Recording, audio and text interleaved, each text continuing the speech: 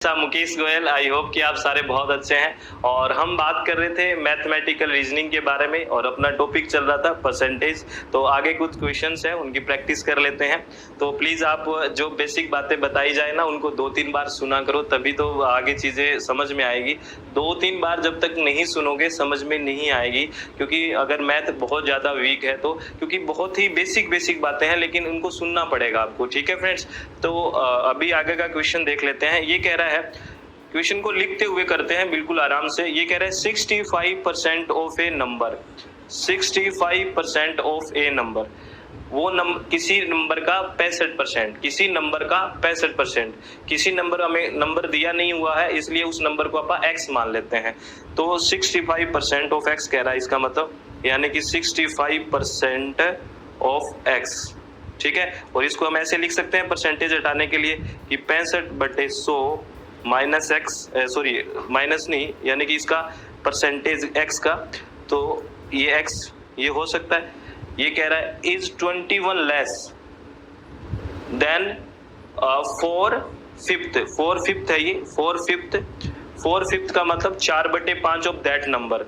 यानी कि ये कह रहा है कि किसी नंबर का 65%, कोई भी नंबर है उसका 65% उसी नंबर का जो 4/5 है, उसी नंबर का 4/5 है, उससे क्या है 21 नंबर कम है, यानी कि 21 लेस है। तो x की वैल्यू हमें ज्ञात करनी है। दोबारा सुनना इस क्वेश्चन को। ये क्या कह रहा है कि किसी भी नंबर का 65%, वो नंबर मान लिया हमने x है, ठीक है, वो नंबर हमने x है, यानी कि x का 65%, ठीक है, x का 65% उसी नंबर का 4/5 से 21 नंबर कम है। ठीक है, तो इसके बराबर क्या है ये बताना, कैसे इक्वेशन बनी। 65% ऑफ दैट नंबर कर दिया हमने, ठीक है, x का 65%। ये कह रहा है इसी का 4/5, x का 4/5 x का 21 नंबर कम है, यानी कि ये 21 नंबर कम है इससे, तो इसका माइनस करेंगे 21, तो ये नंबर आ गया। मतलब यही इक्वेशन बनी कि नहीं बनी, यानी कि 4/5 ऑफ x ज्यादा है किससे, 65% ऑफ x से। कितना ज्यादा है, 21 है, यानी कि अगर 4/5 x से हम अगर 21 घटा दें तो x का 65% आ जाएगा। ये बात कह रहा है, ठीक है, यानी कि 4/5 x जो है 4x/5 है वो 21 ज्यादा है x के 65% से। तो ये इक्वेशन बन गई ना, ठीक है। अब यहाँ से x की वैल्यू निकाल लो, x की वैल्यू निकल जाएगी और आपका क्वेश्चन हो जाएगा। यानी कि उसको अगर x की वैल्यू एक साइड लेके आएंगे तो ऐसे लिख सकते हैं इसको कि 4x minus 65% of x equal to 21 लिख सकते हैं, क्योंकि इधर चला जाएगा। तो अब 4/5 हमने पीछे क्या पढ़ा था फ्रेंड्स, कितना होता है 4/5 अगर परसेंटेज में बदलेंगे तो। परसेंटेज में क्यों बदलेंगे, क्योंकि 65% है ना, और परसेंट में से तो परसेंट ही घटाओगे, या तो इसको नंबर में बदलो, ठीक है, या फिर इसको परसेंट में बदलो। तो हम किसको, ये थोड़ा इजी रहेगा परसेंट में बदलना, क्यों ही रहेगा, सीधा क्या करना है परसेंट में बदलना है। 4/5 का परसेंट में बदलोगे तो सीधी बात है 100 का इंटू करोगे तो 400/5 आ गया, और 400/5 कितना होता है 80, यानी कि 80% आ गया। यानी कि 80% of x minus 65% of x 21 आ गया, ठीक है, कोई ज्यादा बड़ी बात नहीं करी, बस बराबर रख रहे हैं, ठीक है। तो 80% में से 65% गए, कितना बच गया 15%, 15% ऑफ x कितना है 21 है, ठीक है, 15% ऑफ x। तो आपको पता है ऑफ को हटा के हम इंटू लगाते हैं, और 15 तो कैसे हो गया 15% हटाया 100, ऑफ हटाया x, ये आ गया। अब x की वैल्यू यहां से निकाल लो, कितना आ गया, अगर x इधर आ गया तो क्या था 21 इंटू 100/15, यही आ गया, ठीक है, यही बात होगी। देखो 21 इंटू 100/15, x की वैल्यू कितनी आ गई 40, कितनी आ गई 140, 140 आ गई x की वैल्यू। तो इस तरह से निकालना है, आराम आराम से क्वेश्चन को पढ़ना है और उसी अकॉर्डिंग चलते रहना है, तो क्वेश्चन आराम से हो जाएगा। ठीक है फ्रेंड्स, ये ऐसे क्वेश्चन पूछे जाते हैं। आगे अगर बात करें, आगे कह रहा है अगर एक कोई नंबर है उसका 35% है वो 175 है, तो आपको सीधा सीधा लिखना है कोई भी नंबर है उसका 35%, आपको अभी नंबर पता नहीं है तो उस नंबर को हमने x मान लिया, तो हमने कहा कि इस x का कितना परसेंट है, 35% है। कितना है, 175 है। ये बात हो रही है, ये बात है कि x का 35% किसके बराबर है, 175 के है। और ये कह रहा है कि what percent of 175 is that number. That number का मतलब ये नंबर, यानी कि 175 का कौन सा परसेंट इस नंबर के बराबर होगा, किस नंबर के, x नंबर के। वो मान लेते हैं y का, क्या y का 175% मान लेते हैं किसके बराबर है, इसके बराबर। इसी नंबर की बात कर रहे हैं ना, x के बराबर है। तो यहाँ पे ये y की वैल्यू पूछ रहा है।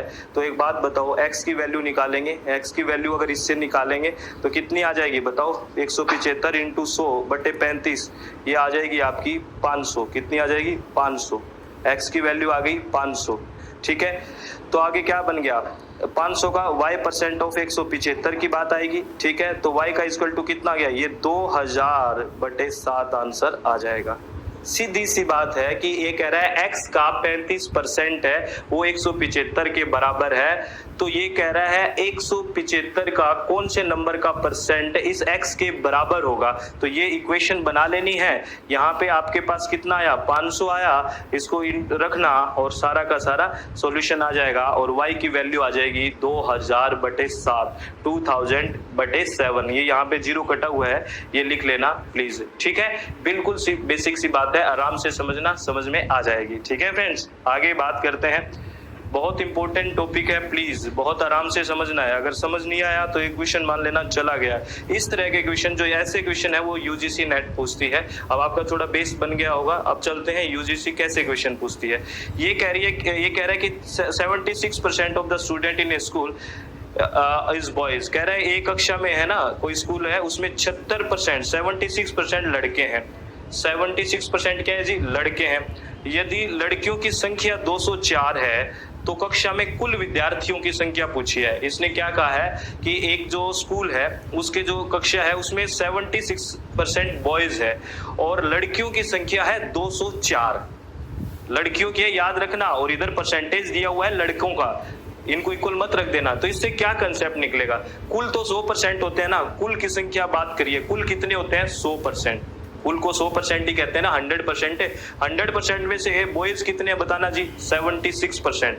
100% में से बॉयज आ गए 76%, तो गर्ल्स कितनी बच गई, 24% बच गई कि नहीं बच गई, बता दो भाई। गर्ल्स बच गई 24%। ये तो पता है, ये तो हिडन बात है इसमें, 24% गर्ल्स बच गई। और गर्ल्स 24% बच गई, लेकिन हमारे पास नंबर दे रखा है लड़कियों का कितना है, 204। यानी कि 24% जो गर्ल्स है वो किसके बराबर है, 204 के बराबर है। यानी कि हम ये कह सकते हैं कि 24% गर्ल्स हैं वो 204 के बराबर है कि नहीं, क्योंकि 204 है 24% के बराबर, ठीक है। तो 1% के बराबर क्या हो जाएगा, 204/24 हो जाएगा। अरे हो जाएगा कि नहीं हो जाएगा, 1% बराबर 204/24। और हमें निकालना कितना है, कुल निकालना है। कुल निकालना है मतलब 100% निकालना है। 1% बराबर 204/24 है, तो 100 बराबर कितना होगा, 204/24 इंटू 100, यानी कि 850 विद्यार्थी होंगे। यानी कि टोटल स्टूडेंट कितने हैं, 850। समझ में आया ना। 100% टोटल क्लास में कितने विद्यार्थी, 100% ही होना है टोटल का मतलब। तो उसमें उन्होंने कहा 76% बॉयज है, तो सीधी सी बात है, इस बात से आपके दिमाग में आ जाना चाहिए कि 24% गर्ल्स तो है ही, 100% तभी होएगा। और आपको पता है गर्ल्स का नंबर दे रखा है, वो नंबर है 204, यानी कि 24% के बराबर 204 है, ठीक है ना। कि क्योंकि 24% गर्ल्स है, ठीक है, और आपका वो कह रहे हैं गर्ल्स है 204, तो इसका मतलब यहाँ पे 24% का मतलब है 204, 1% का मतलब हो गया 204/24। और हमें तो 100% जानना है ना, यानी कि कुल जानना है, तो 100% कितना हो जाएगा, 204/24 इंटू 100, यानी कि 850 स्टूडेंट है टोटल उस स्कूल में, ठीक है। ये ध्यान रखना है, ठीक है फ्रेंड्स। आगे बात करते हैं। ये कह रहा है कि 42% of A number is 892.5, what is 73% of that number. यानी कि कह रहा है कि किसी संख्या का 42% है, वो 89.25 है, तो उस संख्या का 73% क्या होगा। तो सीधी सी बात है, 42% का पता है तो कितना निकालना है, 73% निकालना है, ठीक है। तो मान लेते हैं 42% है, वो संख्या मान लेते हैं x है, तो उसका बराबर कितना है 89.25 है। तो इस ये संख्या कितनी आ गई x, ये संख्या आ जाएगी 89.25 अपॉन 42 इंटू 100, ये संख्या आ गई ना। अब इस संख्या का हम 73% याद कर लेंगे, तो यानी इस संख्या का 73% यानी कि ये आ गया, इसका 73% यानी कि 73/100 से इंटू कर देंगे, ये आ गया। अरे बहुत बेसिक सी बात है ना, क्योंकि पहले तो वो संख्या याद कर लेंगे जिस संख्या के बारे में बात हो रही है, ठीक है, और उस संख्या का फिर 73% निकाल लेंगे, हो गया 73%, 73%। बहुत बेसिक सी बात है ये, ठीक है फ्रेंड्स। आगे बात करते हैं। आगे है ये देखना, इस तरह के क्वेश्चन, ये दूसरे टाइप के क्वेश्चन है जहां से आपसे यूजीसी पूछती है, बहुत इंपॉर्टेंट। एक तो गर्ल्स बॉयज वाला है और ये कि कह रहा है कि जब हम किसी प्रोडक्ट का 10% डिक्रीज करते हैं और 30% इंक्रीज करते हैं तो टोटल इफेक्ट क्या रहेगा। यानी कि कह रहा है जब कीमत को 10% कम कर दिया गया हो, कोई भी वस्तु है उसकी कीमत 10% कम कर दी हो और 30% बढ़ा के बेचा गया हो, तो कमाई का पर क्या प्रभाव पड़ेगा, क्या उसका प्रॉफिट होगा, ये पूछ रहा है।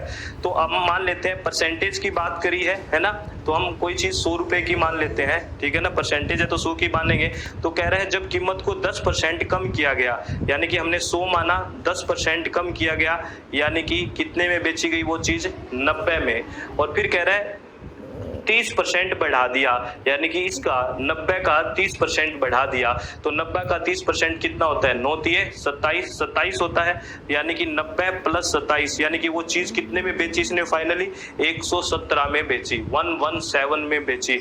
उसने क्या कहा, पहले 10% घटाया, फिर 30% बढ़ाया, यानी कि 100 का 10% घटाया तो कितना गया, 90 आ गया, 90 का 30% बढ़ा दिया उसने, 90 का 30% होता है 27, यानी कि 90 प्लस 27 में बेची, यानी कितने में बेची 117 में, और कितने वाली 100 वाली, तो बताओ कितना प्रॉफिट हुआ 17 रुपए का, यानी कि 17% प्रॉफिट हुआ। ठीक है फ्रेंड्स, ऐसा क्वेश्चन भी बहुत आता है, बहुत बेसिक बात है, ऐसे लिखते हुए चलें क्वेश्चंस को, वरना तो देखो इसको ऐसे पढ़ते ना तो बहुत घोच पोच हो जाता दिमाग में कि क्या कह रहा है ये, क्या कह रहा है ये, बिल्कुल सिंपल सी बात कह रहा है, ऐसे स्टेप वाइज चलते रहे।